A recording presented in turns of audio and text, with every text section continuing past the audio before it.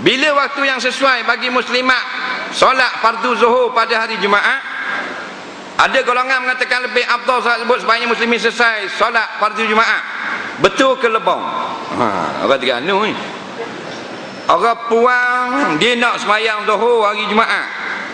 Ada orang kata kena orang lelaki balik dulu, barulah afdal dia sembahyang Jumaat, boleh tahan lagi. Ada lagi satu puak dia kata kena orang lelaki balik dulu sembahyang Jumaat baru sah sembahyang zuhur. Pernah dengar tak? Ini tidak boleh dipakai, salah sama sekali. Tak ada ulama yang kata gitu.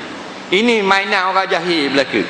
Ulama hanya kata orang laki-laki yang wajib Jumaat tiba-tiba tak pergi Jumaat, maka kalau nak semayang zuhur wajib kena berhabis dulu orang semayang Jumaat baru sah dia semayang zuhur.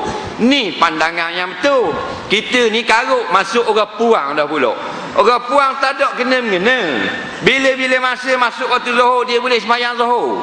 Sebelum orang semayang Jumaat ke, tengah khutbah Jumaat ke, tengah semayang Jumaat ke, lepas semayang Jumaat ke, tak ada masalah. Orang puang tak ada kaitan.